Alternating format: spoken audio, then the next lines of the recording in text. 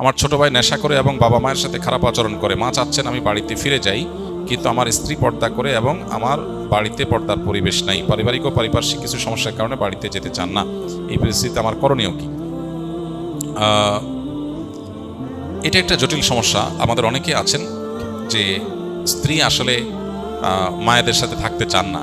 কেন? কারণ তারা অনেক ডিস্টার্ব করেন, বিরক্ত করেন, ইত্যাদি ইত্যাদি। তো এক্ষেত্রে শরিয়ার বিধান হলো, সন্তান হিসেবে আপনি মা বাবার কাছে যাবেন, সেবা করবেন, লোক দিয়ে সেবা করার ব্যবস্থা করবেন, এটা আপনার কর্তব্য। কিন্তু স্ত্রীকে আপনি বাধ্য করতে পারেন না যে আপনার মা বাবা খারাপ আচরণ করে তারপরে সেখানে পড়ে থাকতে হবে। এই অধিকার আপনার নাই যে আপনি তাকে বাধ্য করবেন। তবে স্ত্রীর এখানে একটা কর্তব্যের ব্যাপার আছে, নৈতিক দায়িত্বের ব্যাপার আছে। সেটা হলো যে স্বামী আমার ভরণ পোষণ সব কিছু দেয়, সব কিছু খেয়াল রাখে। স্বামীর মা বাবার আচরণে কষ্ট হলেও যদি আমি একটু সহ্য করি, কেন? স্বামীর দিকে খেয়াল করে যে স্বামী খুশি হয় তার মা বাবার প্রতি। যতটুকু সামর্থ্যগুলো, এখানে আননেসেসারি তাকে চাপ নিতে বলছি না, যতটুকু সামর্থ্যগুলো যদি করতে পারেন সেটা হবে সবচেয়ে ভালো, সেটা করা উচিত। যদি তিনি কোনো কারণে এটা না করেন, তাহলে পাইল আইনগতভাবে কোনো স্বামী তার স্ত্রীকে বলতে পারে না আমার মা বাবার কাছেই তোমাকে থাকতে হবে।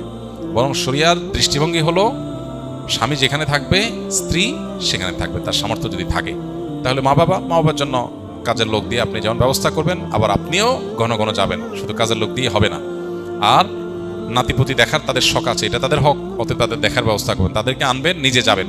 একই সাথে স্ত্রীর প্রতি কোনো অবিচার যেন না হয়, সাধ্য অনুযায়ী মা বাবার সাথে বেয়াদবি না করে সেটাও লক্ষ্য রাখবেন। আবার স্ত্রীকেও বোঝানোর চেষ্টা করবেন, মা বাবার হয়ে ওজোর খাই করার চেষ্টা করবেন। এখানে আসলে ওই যে পাটার পুতার ঘষাঘষিতে মরিচের যে অবস্থা হয়, অনেকটা সে অবস্থা হয় আর কি। এটুকু করা লাগে।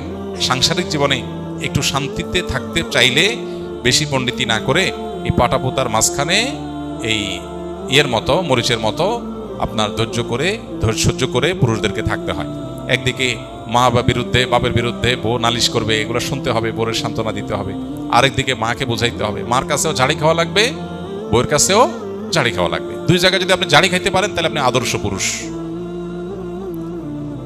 আর যদি আপনি দুই জায়গায় ঝাড়ি খাইতে না পারেন, বরং দুই জায়গায় ঝাড়ি দেওয়ার চেষ্টা করেন। মায়ের কাছে যে ঝাড়ি করেন, হ্যাঁ বউর সাথে এমন আচরণ কেন করলা, আবার বউরে বলেন হ্যাঁ আমার মার সাথে তুমি কেন করলা, তাহলে আপনার কপালে দুঃখ আছে। বুঝাচ্ছে কথা? দাম্পত্য জীবনে সব জায়গায় পণ্ডিতি করে চলে না। সারা জীবনে রাজত্ব করলেও ঘরে আয়সা বিড়ালের মতো যথাসম্ভব মেও মেও করে চলার চেষ্টা করবেন।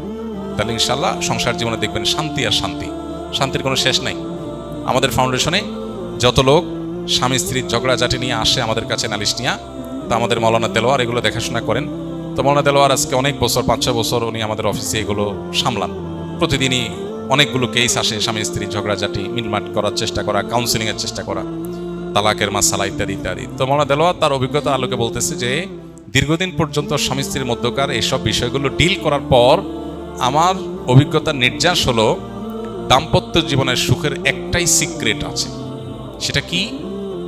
যেই ঘরে স্বামী তার স্ত্রীর কথা মতো চলে সেখানে কোনো অশান্তি নেই। শান্তির মূল মন্ত্র হলো স্ত্রীর কথা মতো চলা, ব্যাস, দ্যাটস ইট। এখানে এসে পণ্ডিতি চলবে না, যুক্তিভুক্তি দিয়ে চলবে না, সব জায়গায় যুক্তি চলে না। এখানে এসে একটু বেকুব সাজা, বোকাশোকা সাজা, সারা জগতে পণ্ডিত আপনি, কিন্তু এখানে এসে আপনি বোকা সাজলেন। বউ ঝাড়ি দিবে, ফেল করে চায় থাকবেন, বলবে বেকুব মানুষ, কিচ্ছু বুঝো না। আপনি হ্যাঁ তাই তো। এটা হলো আপনার শান্তির মূল মন্ত্র। আজ যদি বলে এই বেকুব কারে বললা তুমি, শত শত লোক চালাই আমি, তাইলে ধরা খাইছেন, তাইলে আপনার কপালে দুঃখ আছে। সব জায়গায় পণ্ডিতি করতে নেই। তো এই জন্য আবার বউয়ের কথা শোনার মানে এই না যে মায়ের সাথে ঝাড়ি দেওয়া, মার সাথে আরো বিড়াল হয়ে থাকতে হবে। বউয়ের কাছে যদি আপনি বিড়াল হন, মায়ের কাছে আরো বেশি বিড়াল হয়ে থাকতে হবে। এটা একরকম, এটাকে এনজয় করার মতো বিষয়, এটা মানসিকতার ব্যাপার। আপনি আগে থেকে নিয়তই করে নেন। যেমন আমি বিয়ের পরে সাধারণত নতুন জামাইকে বলি, ওসিয়ত করি, বাবা বিয়ে হয়েছে আজকে নতুন, আজকে নিয়ত করে নাও যে বউয়ের হাতে বাকি জীবনের জন্য বায়াত নিলাম। তাকে পীর ঘোষণা করে তার কথা উঠবস করব, এটা নিয়ত করে নাও আজকে। তোমার সুখ আমি লিখে দিতে পারি ইনশাআল্লাহ।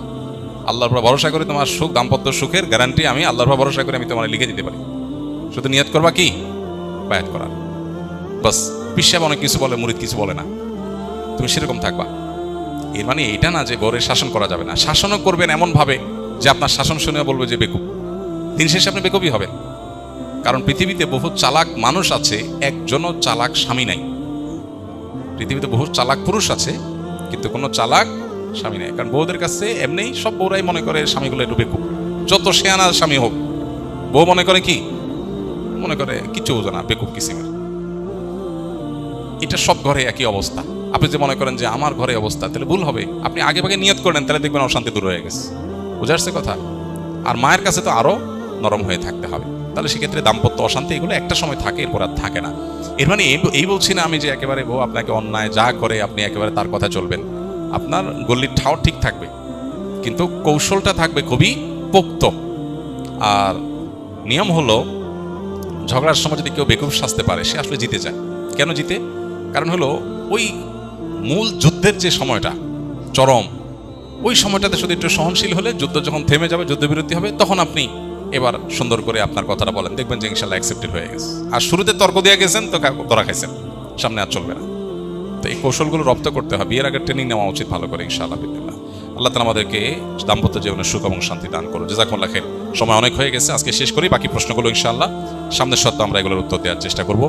আমাদের স্কিল অ্যালামনাই বাইরা যারা আছেন তারা একটু বসেন, এখানে বসবেন না মাহফুজ। এরপর প্রশ্ন হলো, ভালো মা বাবা হওয়ার জন্য কোন বিষয়গুলো বেশি গুরুত্ব দেওয়া প্রয়োজন, সংক্ষেপে যদি বলতেন।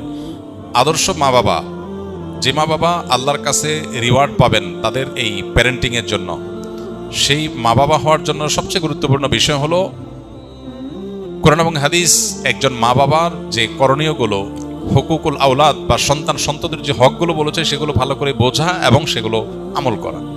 আমাদের দেশে মা বাবার অধিকার নিয়ে অনেক ওয়াজ হয়, আলোচনা হয়, সন্তানের অধিকার নিয়ে খুব বেশি ওয়াজ আলোচনা হয় না। কেন হয় না? এর একটা কারণ হলো যে মানুষ প্রকৃতিগতভাবে সন্তানের প্রতি দয়া মায়া করে। মা বাবার প্রতি মানুষের প্রকৃতিগত দায়িত্বশীলতা যতটা অনুভব হয়, মা বাবা সবসময় সন্তানদের খুশি করার জন্য, তাদের ভালোর জন্য চেষ্টাটা তুলনামূলক তার চেয়ে বেশি করে, অর্থাৎ প্রকৃতিগতভাবে হয়, এই জন্য ওয়াজটা কম হয়। কিন্তু এটার কারণে যেটা হয়েছে, অনেক মা বাবা সন্তানের প্রতি কর্তব্যগুলো তারা বুঝেন না। কিয়ামতের ময়দানে কিন্তু এই কর্তব্য আদায় না করার কারণে আল্লাহর কাছে জবাব দিয়ে তার মুখোমুখি হতে হবে। এই জন্য আপনি মা বাবা হয়েছেন দেখে শুধু তাদের কাছ থেকে আপনার পাওনা আছে, আপনার কোনো কর্তব্য নেই, এমনটি মনে করার কোনো কারণ নাই। তো আদর্শ মা বাবা হওয়ার জন্য মা বাবা হিসাবে সন্তানের হকগুলো কি, সেগুলো জানা গুরুত্বপূর্ণ। যেমন ফর এক্সাম্পল, সন্তান পৃথিবীতে আসারও আগে থেকে তার হক শুরু হয়ে যায়। কিভাবে? আপনি অবিবাহিত, আপনি বিয়ে করবেন, তাহলে আপনি একজন দিনদার জীবনসঙ্গিনী খুঁজবেন। কেন? যাতে করে আপনার অনাগত যে সন্ততি তারা যেন দিনদার থাকে। মা যদি আল্লাহভীরু হয়, সন্তান আল্লাহভীরু হবে। ওই চিন্তা থেকে আপনি ভালো মা তালাশ করলেন, এটা কিন্তু সন্তানের হক আপনি আদায় করলেন।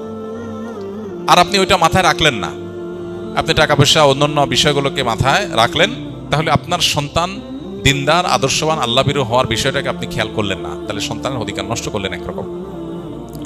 ঠিক একইভাবে স্ত্রী সবাসের সময় যে দোয়া পড়া হয়, এই দোয়ার মধ্যে কিন্তু অনাগত সন্তান যেন ভালো হয়, নেক হয়, শয়তানের পাকড়াও থেকে রক্ষা পায়, যেন দোয়া করা হয়। এটা কিন্তু সন্তানের চিন্তা থেকেই আসে। সন্তান জন্ম নেওয়ার পর তার জন্য ডান কানে আজান, বাম কানে ইকামতের যে আমল মুস্তাহাব আছে, এর পাশাপাশি তার জন্য যে দোয়া আছে, ওয়াইজুকা বিকালিমাতিল্লাহি তাম্মা মিন শাররি কুল্লি শাইতানিন হাম্মা ওয়া কুল্লি আইনিন লাম্মা, শয়তান থেকে পানা চাওয়ার দোয়া। সন্তানের অধিকার, তাকে ভালো রাখার চেষ্টা, সন্তানের জন্য একটা সুন্দর অর্থবহ নাম নির্বাচন করা, এটাও তাকে ভালো মানুষ হওয়ার প্রত্যাশা থেকে রাখা। সেই সাথে সন্তানকে শুরুতে দ্বীন দেওয়া, আল্লাহর সাথে পরিচয় করানো, আখিরাতমুখী করা, তার মধ্যে ঈমান বিল্ড করা, তৈরি করা, এর পাশাপাশি তার ভরণ পোষণ, আদার সব বিষয় দেখা। আমরা সন্তানের অধিকার বলতে বুঝি তাদের শার্ট প্যান্ট দেওয়া, তাদের ভরণ পোষণ দেওয়া, এটা তো তাদের অধিকার বটেই, এটার বাইরে আরো অনেক কর্তব্য আছে। এর মধ্যে একটা গুরুত্বপূর্ণ বিষয় হলো সন্তানদের মধ্যে ইনসাফ করা, বৈষম্য না করা। যখন কিছু দিবেন, সবাইকে সমান হারে দিবেন। তো সন্তানের প্রতি এই সমস্ত কর্তব্যগুলো যদি আপনি জানেন এবং কর্তব্য সচেতন হন, ইনশাআল্লাহ আপনি আল্লাহর খাতায়, আল্লাহ রসুলের দৃষ্টিতে আপনি আদর্শ বাবা এবং মা হতে পারবেন। আল্লাহ আমাদেরকে তৌফিক দান করুন। সর্বশেষ প্রশ্ন আজকের জন্য, ইনশাআল্লাহ বাকি প্রশ্নগুলো তো আমরা সামনের সপ্তাহে দেবো ইনশাআল্লাহ, যদি সময় কম আজকে।